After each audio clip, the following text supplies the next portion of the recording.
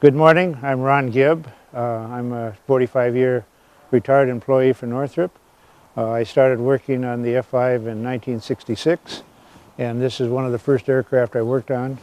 The F-5 was generated by President Kennedy in 1963. At that time, the United States was giving their allies all these old aircraft from World War II and the Korean War, and it was costing them a lot to maintain them. And he said, well, it's time we give them a modern aircraft that's small and lightweight and easy to operate and easy to maintain and affordable. And so he selected the F-5 under a program 1963 called the Military Assistance Program. And basically what they did was they bought this aircraft from Northrop, and they put it in most of the countries surrounding the Iron Curtain. It went to Korea, it went to Taiwan, Thailand, and Vietnam, and Iran, and Turkey, and Greece, and Norway was scheduled to get this, and Norway decided that they really could afford to buy it themselves, so they paid for the aircraft. They were one of the first countries to pay for it, and so this aircraft was the 30th Norwegian F-5A that was built. And it differed from the rest of the F-5As that were under the Military Assistance Program, and that the designation instead of an F-5A was an F-5A parentheses G. And this was going to be an international fighter that was paid for by the countries. And they basically had 4 changes on this aircraft that were different than the basic F-5.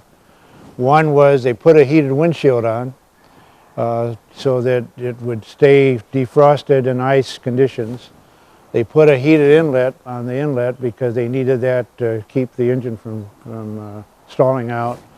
And they put a tail hook on so under the icy runways, if they ran off the end of the runway, they could catch a cable and save the aircraft. And then they put what they call was ATO, as assisted takeoff. It was big jet bottles that fired and would allow the aircraft to take off under a very short field condition with maximum payload. Now this aircraft is basically 8,300 pounds dry. It carries 4,000 pounds of fuel, and with the pilot and with armament and fuel and hydraulics, it's 13,000 pounds at a normal takeoff weight. But it can carry 6,400 pounds of stores. It can carry 6,000 pounds on the centerline pylon. It can carry 1,000 on the inboard pylon and 750 pounds on the outboard pylon. There's 2 pylons that are outside of the gear door. And then this tip tank is really a 50-gallon tank. You can carry either the 50-gallon tank, which is 450 pounds, or you can carry a launcher with a Sidewinder missile. And because this gave them quite a bit extra range, most of the countries flew with the tanks and for their normal operation, and they saved the missiles and the launchers for if they went to war. But that assisted takeoff allowed them to operate in fields and meeting their NATO commitment, because Norway had to go anywhere in Europe to help protect the countries there if there was an invasion by Russia. So when you look at the 6,400 pounds of external stores, and you add that to the takeoff weight of 13,000 pounds plus, you basically had a maximum weight of 20,000 pounds. So you had an 8,000 pound airplane that weighed 20,000 pounds at max takeoff. When I hired into the F-5 program, it was a very small program. Northrop was about 3,000 people in 1966. And I hired into the mechanical design group that was headed by Charles Strayer. And in the mechanical design group, you had 30 engineers. And basically those 30 engineers are broken up into the armament group, where there was 4 or 5, the cockpit group, where there were 4 or 5, the hydraulics group that were about 5 or 6, the landing gear, and the flight controls. So those 30 people did the bulk of the design on the major mechanical hardware. And I worked in the cockpit group. I did some work on the armament section, and I worked on the design of the ejection seat. And we did a major upgrade of this seat during the 60s, which is still flying today in the F-5s and in the T-38. This seat is got a 0-0. It does not have a 0-0 capability. It has a 0 altitude and 120 knot capability. So you could be running off the end of the runway and eject safely. The rocket, there's a catapult that separates the seat from the rail, and then there's a rocket that drives the seat up about 200 feet in the air, and then there's also a pyrotechnic that kicks the man out of the seat, automatically pulls the ripcord. So if the pilot is unconscious after he ejects, there's a total automatic system that will recover the pilot and safely bring him down in the parachute to the ground. So the armament, the main armament, was two 20-millimeter cannons. It's an M39 gun that was made during World War II by Pontiac, that was on a lot of the aircraft in World War II. The 20-millimeter casing for the ammo carries 480 rounds, so there's 960 rounds. It fires at 2,000 rounds per minute, and so you basically have 11 seconds of firing with each gun. So you can fire one or the other or both. So, and most dogfights, you would maybe have 3 shots or 3 seconds each, and that's it. So, the F-5A also had an RF-5A version that Norway had, and basically, and I worked on the design of that. We took this sheet metal nose off and we put a magnesium casting on it, and it had 5 cameras. It had a forward oblique camera, it had a tri-med array, and then it also had, the cameras could go to different positions, but they were 70-millimeter cameras and they had 3 different lenses. So you could cover 180-degree coverage and a forward oblique, or you could cover stereo with split verticals. And Norway used that in their operation, and I had the opportunity to go to Norway in 1970. They were in a NATO competition in Denmark, and I spent a week in Denmark, and then I went to Norway and saw their operation at Rygge and at Bodø airfields. Rygge is just outside of Oslo. There's a couple of stories about Norway. When I was there, one of the pilots landed in a snowstorm, and he had 350-gallon tanks on, and the pilot called to him and he said, "Well, I can just barely see you through the snow," but he says, "You haven't cleared the runway." He said, "You need to clear the runway." And he says, "Well, I'm almost in mil power," and he said, "The aircraft is just barely moving." He says, the snow must be so thick that it's holding up the aircraft. And so the guy in the control tower finally got the binoculars on him, and he said, "The problem is you didn't put any gear down. You landed on 3 tanks." So they went out and they jacked up the aircraft, and they brought in the hangar, and they did an inspection, and the paint wasn't even scraped off the tanks, and they weren't even dent. There was enough ice and snow that he landed on a soft cushion. So they had a plaque up on the wall to commemorate his landing with the gear up. And then there was another plaque where there was a big limb attached to a frame. And one of the pilots came back. He was in a firing mission, and he fired the cannon, and it hit part of a tree and blew some limbs off, and the limbs flew up in the air as he flew through it. And one of the limbs went into the intake and stuck. And so when he got back, they took the tree limb out of the intake and put it up on the walls, a memento. So. And then there was another story there about one of the pilots was doing a ground strafing run in northern Norway in the wintertime, and there were troops on each side, and the idea was to go down and simulate a strafing of the troops. And after he made the pass, he had a centerline tank on, and after he made the pass, there was a furrow in the snow where he was so low he left a streak in the snow with the centerline tank. So the aircraft is very durable, and the structure of this is very efficient, and There's been very little problems with the aircraft. You know, the T-38 is now 50 years old. The T-38 was the predecessor of this aircraft. There's over 700 still flying. The aircraft was designed for 4,000 hours, and the top T-38 has 20,000 hours on it.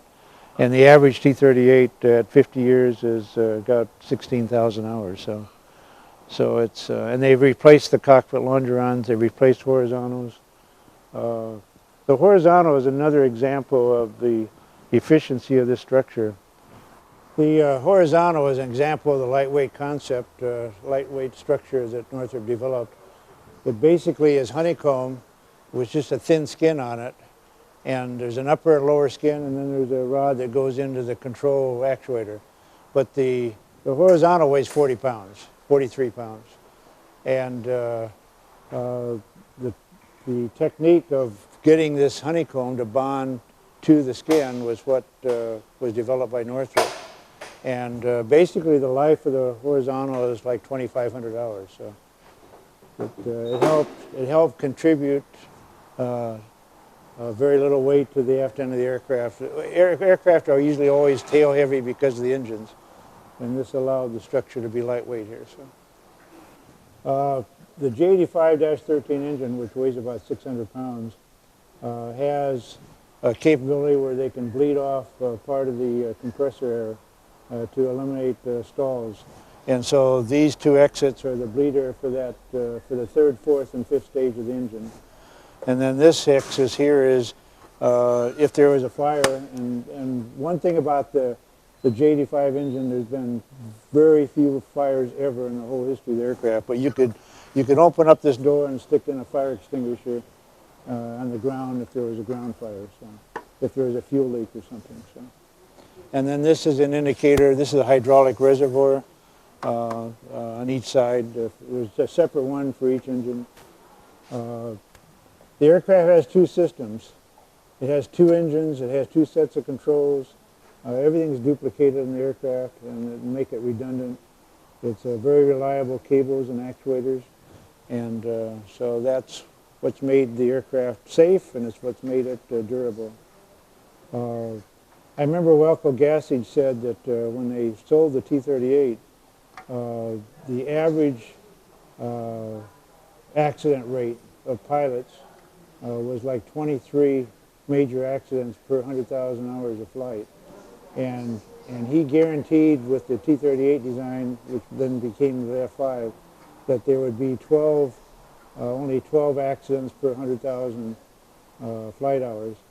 And on the life of the T-38 right now, after about 13 million flight hours in 50 years, the T-38 is averaging 1.5 accidents per 100,000 flight hours. So it's way, way under what the current competition was from. The current competition of the T-38 was a F-100D. And you don't see that on this aircraft because there's only one canopy, but the head of the Air Force made Welco Gassage go out, and he was about 6'2" and weighed about 220 pounds and 230. And he made him put on a parachute and go try to climb in the back cockpit of the F-100D, and it had a single canopy so that the back of a portion, the canopy was at a low angle, and he couldn't even get in the aircraft. And so he came back and edicted that there would be two canopies, and they made him wait for 45 minutes before they hooked up hydraulics. And so he said, not only will there be two canopies, the canopy will be mechanically operated, and I'll show you that mechanism over here. So anyway, in order to keep it simple and not requiring any mechanical design, there's a handle in here that when you open this up, it comes out, and you can twist that, and you can unlock and open the canopy and close it. And then if you have to climb in, there's a ladder here and a handle here. This ladder comes out and comes down, and you can open up and step on it. And you can climb in the aircraft without having to have another ladder system.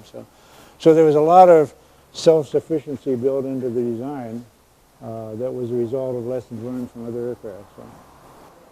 One of the feedbacks that we got back from Norway after they started operating the aircraft was the heated element in the windshield provided another surface. So there was an outside surface and there were two inside surfaces, and it turned out, and the coating on the outside surface was the heating element.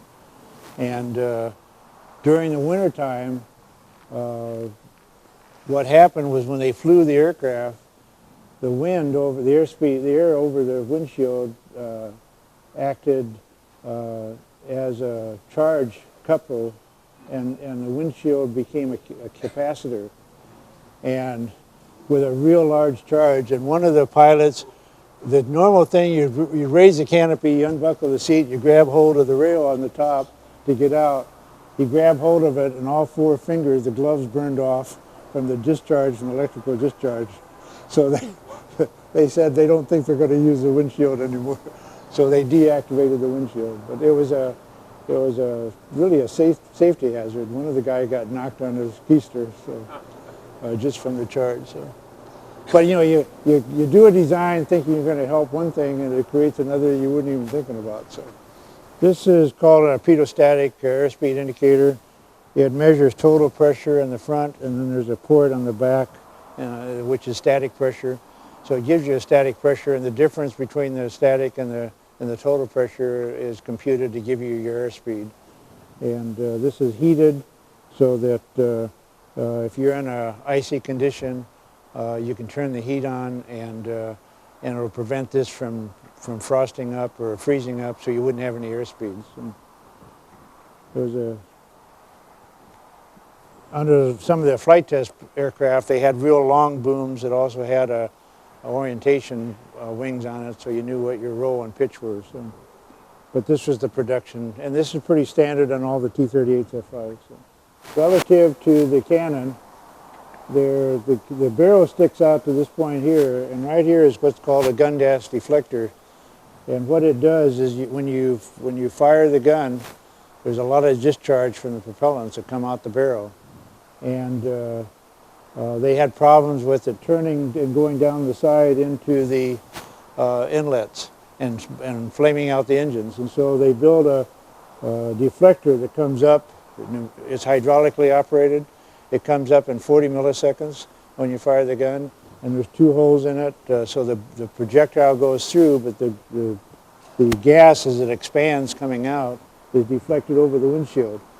And in Vietnam, what was happening is they came out with some new high HEI explosives on the 20 millimeter cannon that could go through an armored vehicle, and they had such a high molten metal content that came out from the gas that they were actually putting holes in the windshield and under the ground fire. So there's different versions of this inlet, but the inlet basically is positioned out so that it catches clean air without the boundary layer. The boundary layer that goes along the surface is basically at zero speed at the surface, and as you go out, it goes up to your airspeed.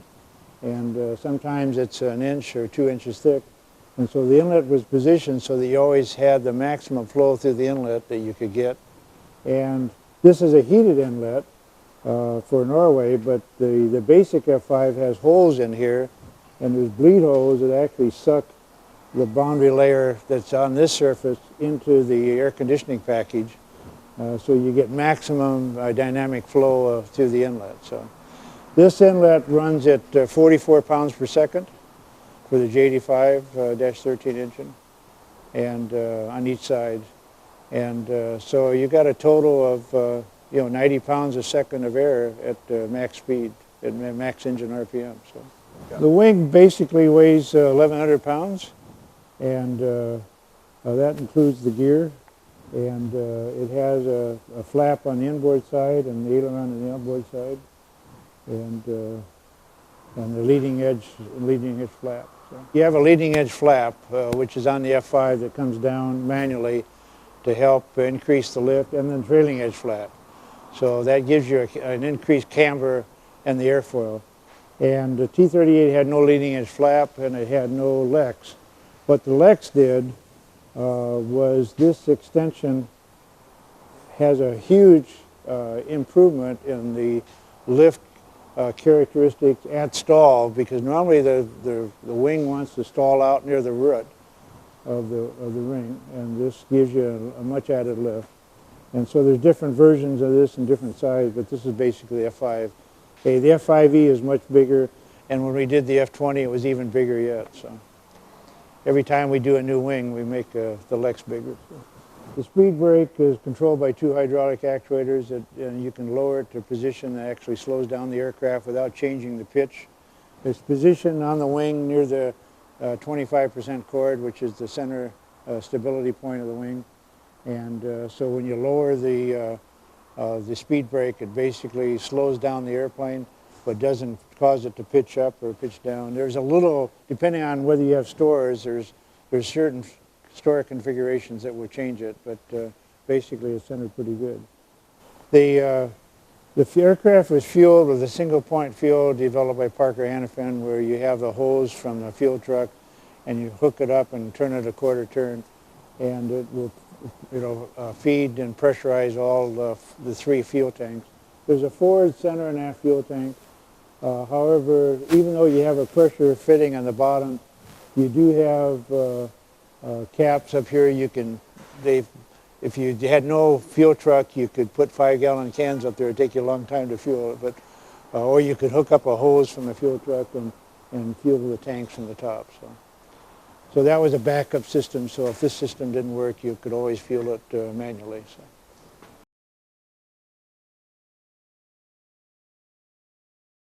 Well, the countries that got the F-5 had to meet the MiG threat. And they had the MiG-15, the MiG-17, the MiG-19, and the MiG-21. When the MiG-21 came out, the Russians built 11,000 of them. And they put them in all the countries that bordered the Iron Curtain. And so the countries, especially Korea and Taiwan and Turkey, they said, gee, this thing's really a little underpowered. If we could have just a little more power, we could be competitive with that aircraft under certain conditions. And so this is a 4,000-pound thrust engine.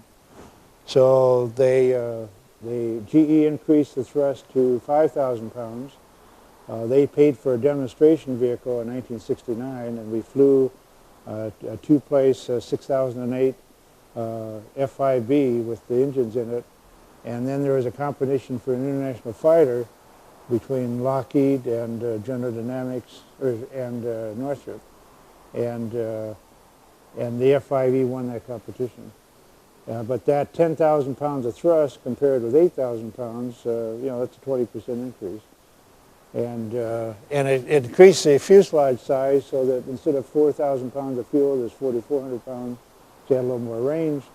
The wing could carry 10,000 pounds of stores instead of 6,200 pounds. So I mean, there was a big improvement just with that one engine change. And the engine changed from 16 inches in diameter to 18 inches. So. And the weight went up from 600 pounds to 700 pounds. So it was still 8 to 7.5 to 1 thrust to weight ratio. So with a 700-pound thrust engine, you were getting 5,000 pounds of thrust. So you were a little more than 7 to 1 weight to thrust to weight ratio.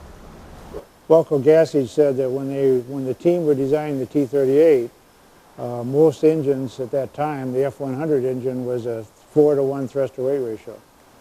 With the GE J85-5 engine, with the 7 to 1 thrust to weight ratio, he had what he called a 5 to 1 rule, and that instead of a 20,000 pound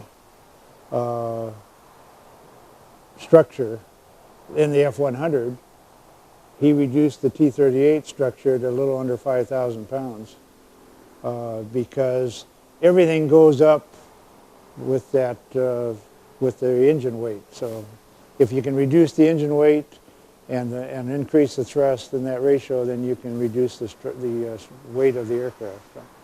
So the T-38 is like a 7,000 pound empty airplane and 12,000 pound full. So. It was another case where Saudi said, gee, if we just had some more thrust, it would be nice. And Northrop was building the aft end of the F-18 and was very familiar with the 404 engine. And so even though Walt Fellers was a strong adamant of only two engines, only ever two engines. Over his resistance, Northrop did a prototype with a single engine, which we called the F-5G. And it was an engine-only change, but basically we're replacing two engines with 10,000 pounds of thrust with one that had 18,000 pounds in the same airframe. And so, I mean, you now had a thrust-to-weight ratio of more than one, and you could go vertical. So, and so we developed that. And the other thing that happened was when Jimmy Carter came into office, he said, in his peace movement, he said, we're not going to be the supplier of arms to the world. He says, the Army and the Air Force are not going to sell armament to any other country. If you industry want to sell aircraft, you got to do it yourself. So Northrop made an investment in the F-5G, thinking that, hey, we're in the foreign aircraft sales. I mean, we have aircraft in 30 countries. We need to do it ourselves. So we developed the F-5G, and it turned out to be very good. And then we had a sale to Taiwan, and Reagan came in and said, oh, I don't want to offend the PRC, so I'm not going to let you sell it to Taiwan. And then politically, the Air Force said, well, we'll evaluate where the F-20 should go. Well, the Air Force realized if they could sell more F-16s, then it lowered their price of the aircraft. And so you had the fox in the hen house making decisions as to who was going to get the hens. And so the Air Force just resisted any effort to market the F-20. So. And finally they got to a point where the F-16 was replacing the F-5 in all these countries, and we had one competition between the F-20 and an F-16N for the Navy, and General Dynamics cut the price in half. So. And we lost that competition, and after 4 or 5 years of spending money and $1 billion, which was only possible because of all the money we made in Saudi, Northrop was hanging on, and the Air Force came in and said, look at Northrop, you got a classified program, the B-2, which is in trouble. You got a classified missile program. You got other programs that you aren't paying attention to. Forget the F-20 and your customer is the U.S. Air Force, and go do your job right. And so that's when they pulled the plug, and they focused on the B-2. So, and probably rightly so. But I mean, it was a shame that it was such a good aircraft. Really performed well. So. And look at all the money we spent trying to market it, even with a red and white paint scheme. So. Israelis have done quite a bit. We had aircraft in Chile, and because of the human rights, Chile was embargoed by the U.S. government. You couldn't do business with them. IAI in Israel went down and picked up an aircraft and brought it back and reverse engineered it and put in a whole new radar and a whole new HUD system. And once they developed that capability, they are very competitive and very low cost. They basically have taken over the worldwide conversions and upgrades. They're doing one right now in Brazil. Brazil has 50 aircraft, and they're putting beyond range radar missile on the aircraft. And the capability of those F-5s in Brazil is really astounding as to what they can do. They're really in fact, one of the stories was after Israelis had upgraded the Chile F-5s, one of the U.S. Navy aircraft carriers did a courtesy call to Chile. And so while they were there, I guess the commander of the carrier said, well, why don't we have a little competition between our fleet, and we'll give you some pointers as to how to operate, and we'll go against your F-5s. Well, the F-5s whacked some of the top Navy aircraft, and it was because they were familiar with the surroundings. It was all done in Chile deserts. They knew how to operate low. They'd pop up, and they'd only be visible for a short period of time. And this aircraft has got a very low signature. It's about 1/6 the size of an F-18. So radar-wise, when you look at it, especially head-on, it's hard to find. So.